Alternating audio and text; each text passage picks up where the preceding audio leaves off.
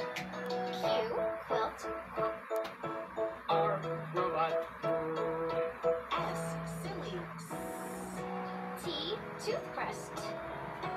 U. And hello mga mi! Welcome na naman sa panibagong araw ng buhay ko bilang isang full-time mom.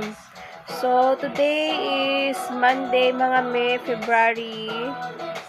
February na mga, ano petsa na ba ngayon mga mi? February 9? Ay, 10 pala. Ayun. So, today is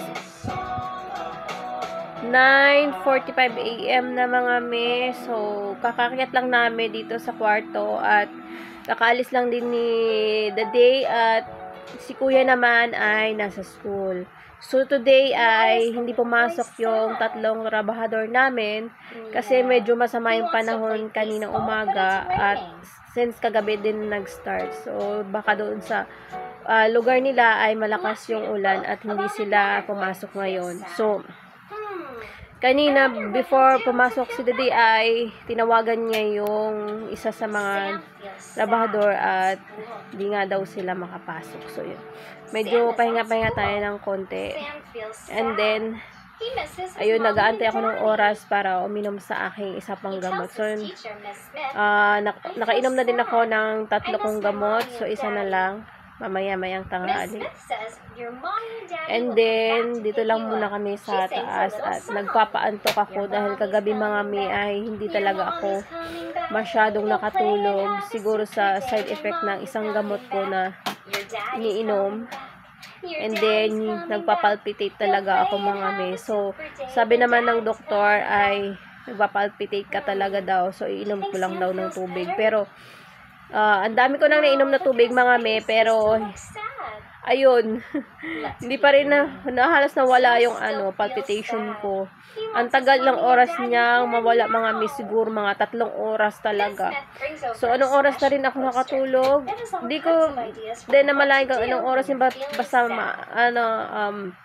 madaling araw na din yun, maybe alas 3 or alas 4 na mga me.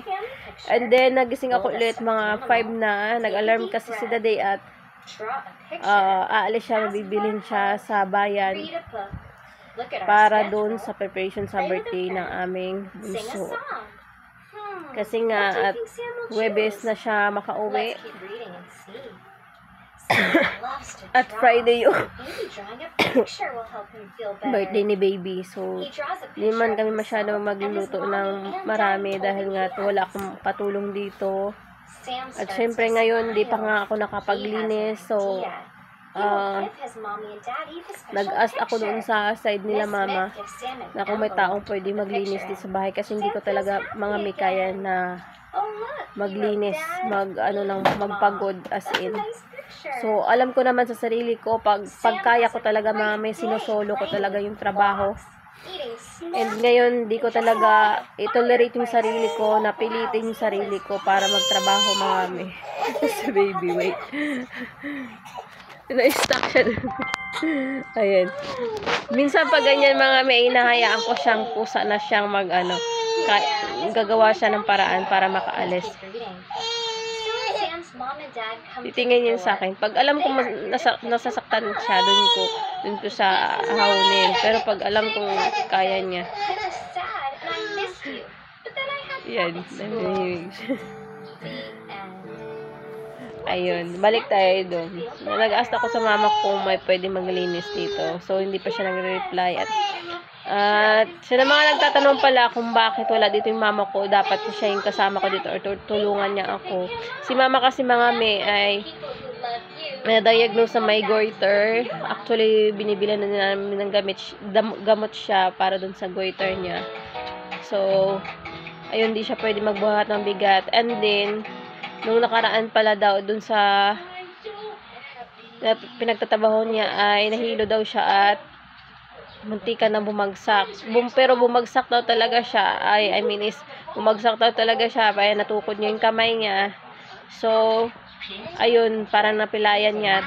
So, ayun, pinuwi na lang muna namin sa bahay. At magpahinga na lang muna. So, actually, mga ayoko sanang pagtrabahuhin na si mama. Kaso, Siyempre, medyo may edad-edad na rin siya. Kaso gusto niya talaga magtrabaho. Gusto niya kasi magtapos yung isa naming bunso. So, kami naman na panganay ako at saka yung pangalawa ko, hindi naman kami nakapagtapos ng college. So,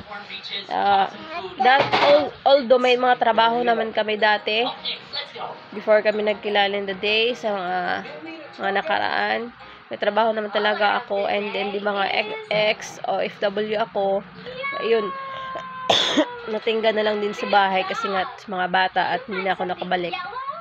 Ayun na rin na din bumalik ako ng abroad. Yung isang kapatid ko naman ay may maliit na negosyo siya, which is sari-sari store sa bahay niya. Yan lang din pinagkakitaan niya. At syempre, hindi naman kami pwedeng umasa na lang din sa asawa namin na kahit papano. Nag-online selling ako kahit papano, may konting kita. Yan.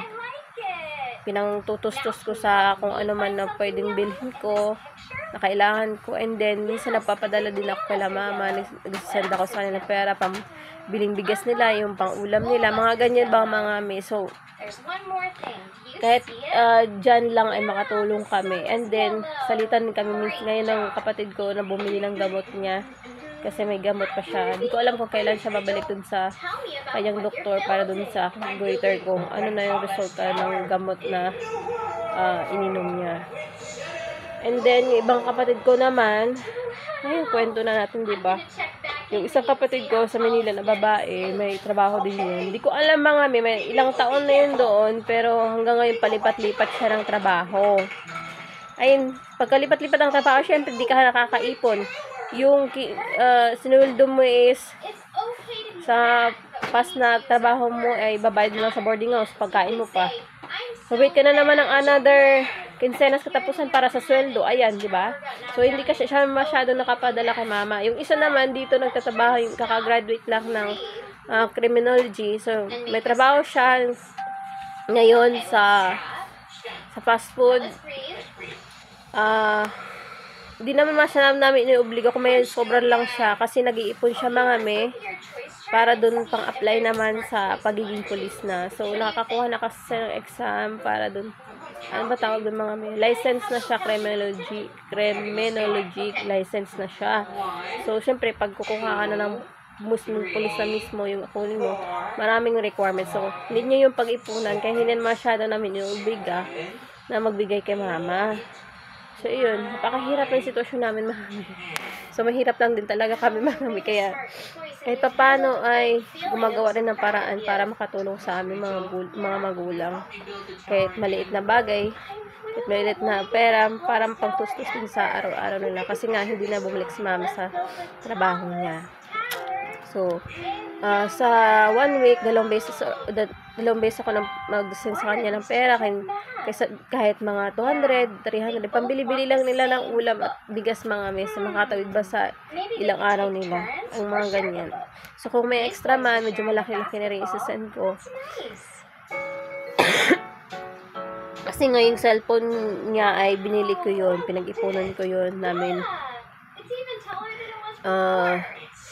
ng kapatid ko. Tapos yung nung Pasko, gusto ko magkaroon siya ng cellphone kahit mamurahin lang para naman may paglibang-libangan siya. Kaya lang minsan may pag nakikita siya online na sabi niya, mag-message siya na bili mo ako ng ganyan, mga ganyan, ganito ang ganyan nakita mo sa niya. And ang hirap minsan sa kanya kung may nakita siya, may gustuhan niya pinapabili niya. Sabi ko pag may pera. So ayun mga so kwentuhan lang muna tayo ngayon mga at wala akong masyadong gawa. Hindi mo muna ako kahapon may naglampaso ako mga ayan na naman mga kakainom ko lang ng gamot itong oras nag-start na naman siya palpitate na naman ako ng konti. So, ubos na yung tubig kong dala dito at sa gabi siguro hindi na ako masyado mag-iinom ng tubig sa gabi. Sa banatan ko na lang itong umaga ng tanghali. So, mahirap bangon ako ng bangon, hindi ako masyado nakakatulog. Lalo pa yung side effect pa na insomnia yung aking inom ng gamot.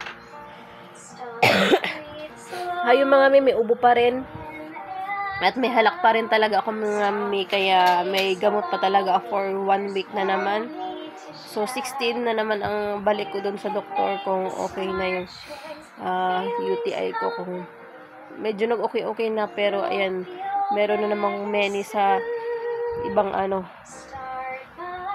Yun yung sabi ko mga me sa inyo, kung pwede lang talaga na umihi talaga kayo agad, and then wag na kayo magpigil ng ihi. Sa case ko kasi mga me, di ba dito sa loob ng kwarto, umiiyak. Pag lumabas na ako, umiiyak talaga yung bata, ang bunso namin. So, nahihirapan ako bumaba. Minsan, napipigil na lang talaga yung ihi. Minsan, nauuhaw ka na. Pag naubos yung tubig ko dito, hindi pa naka-refill, hindi nga ako makababa. Gusto niya talagang sumama. Yan, bit ko yan. Pag talagang kailangan ko na talagang umiihi na talaga ako. Kaya yan, gawa kami arenola ako dito. Dito ako umiihi. Nagayan ko ng tubig. Ayun sa gilid. So, pag ano yan, pinupuno ko na agad yan. So, may mababa ako. Pag i-ano ko lang siya na hindi niya ako makita. Naaliw ko lang siya. So, ayun mga me, kung kayang umihi talaga kayo, uminom talaga kayo ng maraming tubig. Then, ito yung para sa akin ha, sa based on my experience, talaga kayo magpigil ng ihi. At saka, naisip ko rin, baka ako nakuha ko rin itong UTI ko nung umalis kami at wala akong extra panty. So, yung bago hindi nalabahan na panty yung ginamit ko. So, dapat talagang labahan natin mga me. So, sabi ko nga, dapat hindi nila ako ng panty what time na yun eh. Baka doon pa yung trigger yung aking UTI. Mga ganun. Basta plenty of water lagi mga may. Iwasan talaga mapigil ng ihi. So, yun ang aking may iwan sa inyo ngayon umaga. Sa kwentuhan natin.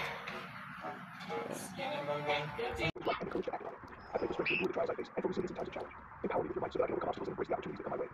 In every area of my life where I face decisions, lead me. I ask for your divine insight. In the making way I should go for life and wisdom. Let your truth guide me and keep me from making choices that be away. Provide me with certainty of your will. Help me move forward with confidence. Slowly moving. Lord, please shelter me under your protection. Your will, children, uncertainties and dangers. Let me hear you protect me at all times. Guard me in my lovely hearts, and let us dwell in safety and prayer. Let your presence be a constant reassurance in my life and a fortress of strength. For those who are ill or struggling with physical challenges, bring healing. For those who are lost in gentle guidance, provide solace, encouragement, and all circumstances, and let them feel the light of Christ. Let your life all yourself, double for yourself.